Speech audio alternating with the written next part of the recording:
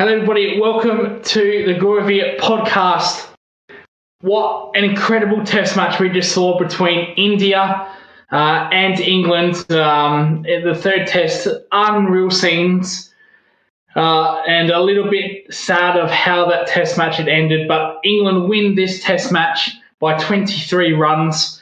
A very close test match all throughout. I thought India probably should have won this match. They were heavy favourites for majority of this match. Just came unstuck during day 5, during the end. Very disappointing how it ended. England, they were fantastic. With the ball, considering how favourites India were. They were on a really kind of dead pitch, so the ball it was an uneven bounce. A couple of balls stayed low. So it was a very good, impressive win by England. India probably should be 3-0 up if we want to be harsh on them. Favourites, on the 5th day of that first test match, they won the second test match, should have won the third test match. So they really, technically, India should be 3-0 up in this series. Apologies for the light behind me. We are in a different location. But we'll push on. Just incredible effort. Ben Stokes was bowling a lot of overs in that 5th day. The England bowlers were bowling a lot of overs in this test match. They bowled 20. They bowled 20 overs. Wokes, Archer, Stokes. They all Cast as well. Sorry, they all bowled 20 overs in the last test match, minus Archer, who didn't actually play. So to back it up again with another 20 overs is just ridiculous in back-to-back test matches. There was really no rest. And I thought England were probably no chance of chasing this down. Thank you. Thanks, love, from the boss man of this channel. Thank you, Gorviet. So it was unbelievable by England. India... Feel very bad. That was a horrible way to end a test match. Bashir came on. Siraj did all the right things. Used very soft hands to defend. Unfortunately, it's just one of those horrible things where the ball, just rolls backwards. It felt like it was an eternity. It felt like it took an hour to get to the stumps. And it just rolled back and bowled Siraj. It was just a terrible way. It was a bit similar to the Steve Smith. I think against India, where the ball stopped and this rolled back. Very unfortunate, but it does happen. Probably not how a test match should end. So that's quite disappointing, but England did win. We're going to get into a more deep review with James Butler, hopefully, in the coming days. But England, they look good. They're up 2-1. Probably should be down 3-0. Big question for India is, will Bumrah play the next test match? There's been talk that he'll only play 3 test matches. I just don't see it. I just don't think he will. I think he will play. I just don't see how he misses. He was fantastic. He took another 5-wicket haul, Jasprit Bumrah. Getting ridiculous now with these stats. He's only played 2 games, but he's taken over 10 wickets. So it's just absolutely incredible. Because he didn't play in the second test, he got rested. I've been outspoken on that. I think he should have played that second test match. And if he does miss the 4th test match, India got to find a way again without Jasprit Bumrah. Yash Pandya said the next test match is at Manchester. I reckon you're going to see a flat pitch as long as England are going to win it. Sorry, as long as England are winning the series or up in the series, they're going to make a flat pitch. So I see that being a run fest. Maybe Shubman Gill breaks that all-time record. But Jasprit Bumrah really needs to play in the 4th test and the 5th test. This doesn't make any sense why he would be rested. So if India any chance, he needs to play. Yes, they won without him in the second test. That's good. That was a bonus. Need him again. So he needs to play. He needs to bowl well. and so just struggling with the throw at the moment. But no, he needs to play, he needs to bowl well, and hopefully India can somehow draw the series 2-2. The pitch itself, I think was good for was a good contest for a pitch early on. It flattened out later in day 4 and 5, became dead. A dead pitch, doesn't mean it's a bowling paradise. Doesn't mean it's a batting paradise. It's just dead. There's no carry. It's very slow, which kind of was. That's how India were very comfortable. Jadeja was absolutely fantastic with the bat. Unfortunately, just couldn't get his team over the line. Deserved to. He remained not out on a half century, so he was fantastic. The Indian innings, it was very tough. Like I said, the pitch did have a little bit of spice to it. Shabman Gill, had a rare failure. Jaiswal had a rare failure in both innings. Just shows you how tough the pitch is. But as the days went on, the pitch flattened out. If India could have been 6-7 down in the last session, they would have easily got that target. I don't think there was any chance of England even threatening a major top order batsman in that third session. So it's just unlucky they lost to. Yash Pandya said, who will be India's number 3 next test match? Karan Nair or Sai? Sudarshan. I think I've been a bit disappointed with that Karan Nair. He made that 300 again. That 300 in his first test match. I know he's been out injured since then, but I think he's been a bit disappointing. He likes his driving. Any ball that's pitched up, he'll drive it. So that's one positive. So he just hasn't made the runs.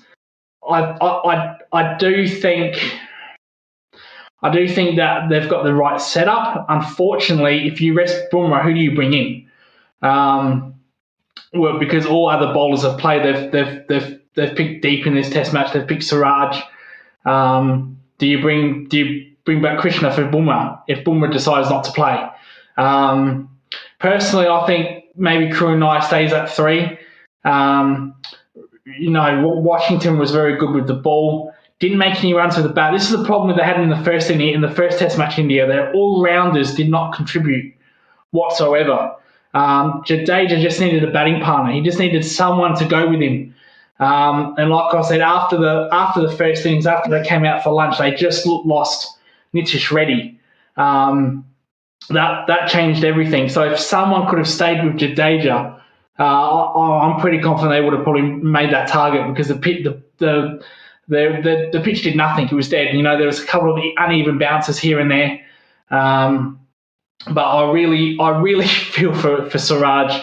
A lot of controversy in this Test match. Not so much result-wise, but attitude-wise. Siraj getting in the face of batsmen when dismissing them. There was a bit of words exchanged throughout this Test match.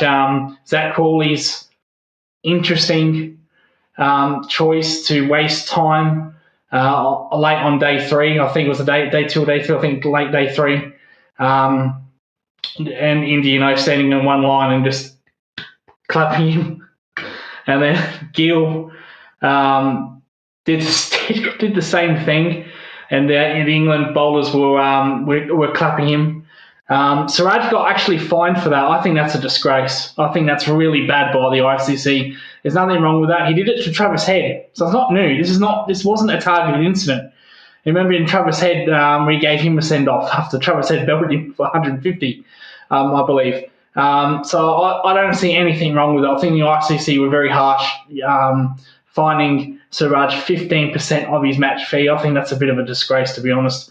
We need Test cricket alive and well, and that was box office. That was. So I don't know why you would fine players for that. I think what you should, instead of finding players for celebrations, maybe they should find time wasters. Zach Crawley was just ridiculous. That was stupid. We talk about over rates in this game. What can we do to improve it? I would have liked the umpire to go up to Zach Crawley and say, stop wasting time, get on with it, or I'm going to detect a 5 penalty run against you. Because there are supposed to be 3 overs bowled that at that time, and they only got through one because of Zach Corley's stupid antics.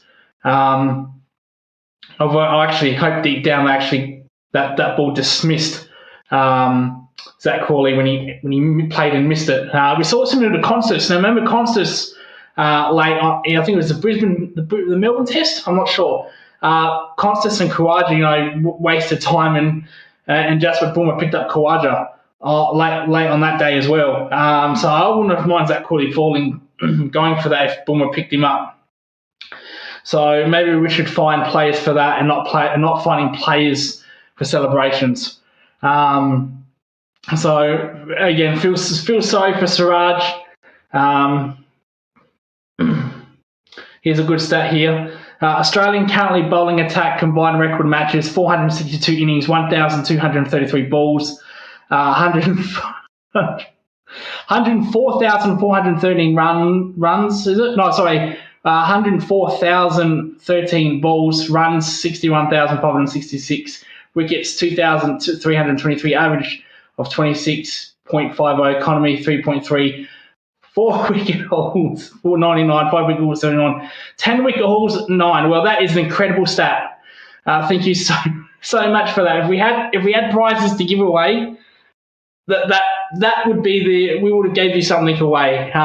Maybe down the track when we get popular. That's a hell of a start. We'll keep that up for the remainder of the show. But no, England win this Test match. Should be 3-0 down. Quite possibly should be 3-0 down. The next Test match is at Manchester, Old Trafford. Nothing to do with Manchester United, the football team. It's at a different ground. But that's what they call it, Manchester, Old Trafford. So see us then, come back for them. We've got a couple of shows coming up in between. We've got the West Indies and Australia review. I'll be doing that alone by myself. Hopefully I won't be doing that at 4 a.m. When I wake up. Hopefully I can probably do that tomorrow night. And then probably with James Butler, a more depth review of England and India. But as I stand, England win. Oh, okay, that was for Stark, Cummins, and Hayes. That's Stark. So the stats that I just read, that was for Starks, Cummins, Hazelwood, and Lyon record. So, yeah, very, very impressive. That's a hell of a stat. And 2,323 wickets with an average of 26.50 between those 4 bowlers is an incredible stat. Incredible stat. No lie in this Test match. For the number 3 Test, he's been rested. They've brought Boland in. But anyway, we will review that tomorrow. Tomorrow should be the last day I would want to think. So join me for that. Thank you for watching this review this express review between England and India. England win the 3rd Test match by 23 runs. Stay tuned for more shows coming through the week, and goodbye.